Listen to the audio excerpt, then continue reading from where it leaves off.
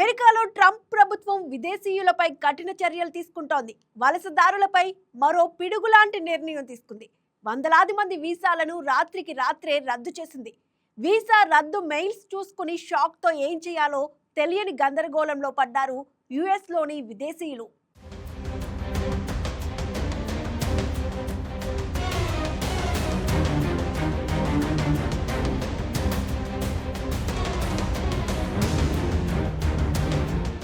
అమెరికాలో ట్రంప్ రెండోసారి అధికారం చేపట్టాక వలస విధానాలు పూర్తిగా మారిపోయాయి.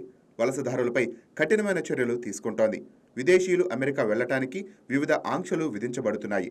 భారతదేశంలో కూడా H-1B వీసా కోసం దరఖాస్తు చేసుకున్న వారి వీసా ఇంటర్వ్యూలు అకస్మాత్తుగా వాయిదా పడ్డాయి. దీని కారణంగా భారతీయులు అమెరికా వెళ్లలేని పరిస్థితి ఏర్పడింది.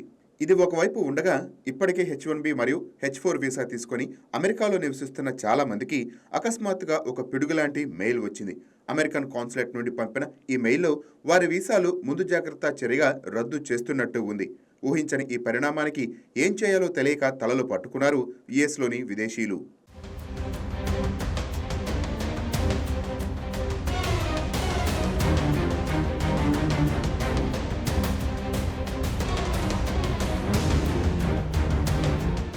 మెయిల్లో ముందు జాగ్రత్త రద్దు చేయబడింది అని స్పష్టంగా పేర్కొన్నారు. అయితే నిపుణుల అభిప్రాయం ప్రకారం ముందు జాగ్రత్త వీసా రద్దు అనేది కేవలం తాత్కాలిక చర్య మాత్రమే. ఇది వీసాను శాశ్వతంగా పరిష్కరించడం లేదా రద్దు చేయటం కాదు. వీసా కలిగి ఉన్న వ్యక్తిపై అనుమానం వచ్చినప్పుడు సమస్య పూర్తిగా పరిష్కారం కానట్లయితే భద్రతా కారణాల వల్ల ఇలా వీసా రద్దు చేయబడుతుందని నిపుణులు అంటున్నారు. దీనిపై అమెరికన్ వలసల న్యాయవాది ఎలిమిన్ యూమన్ H-1B మరియు H-4 వీసా కలిగి ఉన్న వారికి ఇలాంటి మెయిల్స్ రావటం పెరిగిందని చెప్పారు. ముందు జాగ్రత్తగా చర్యగా వీసాలను రద్దు చేస్తున్నట్లు మెయిల్స్ పంపుతున్నారు.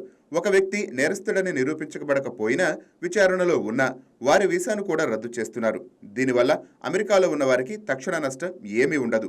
అయినప్పటికీ తదుపరి వీసా రెన్యువల్కు వెళ్లినప్పుడు వారు సమస్యలను ఎదుర్కొంటారని ఆయన తెలిపారు.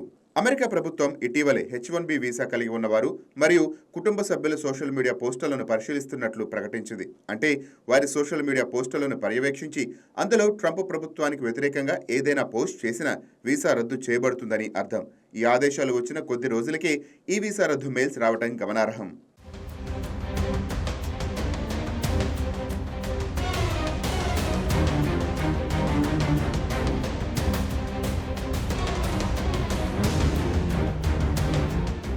ఒక వర్గం ఈ చర్యను వ్యతిరేకిస్తుండగా మరొక వర్గం దీనికి మద్దతుగా తమ అభిప్రాయాలను వ్యక్తం చేస్తోంది.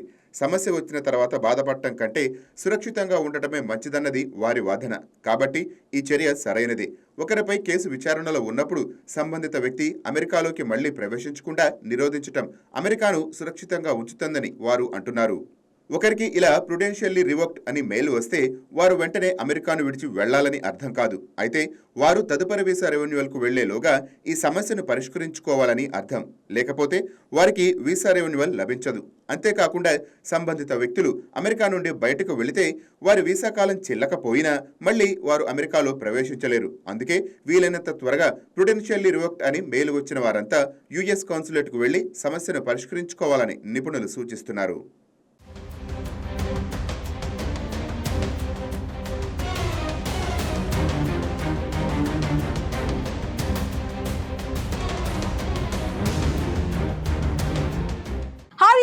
ఈ వీడియో మీకు నచ్చినట్లయితే లైక్ కొట్టి షేర్ చేసి YK టీవీని సబ్స్క్రైబ్ చేసుకోండి.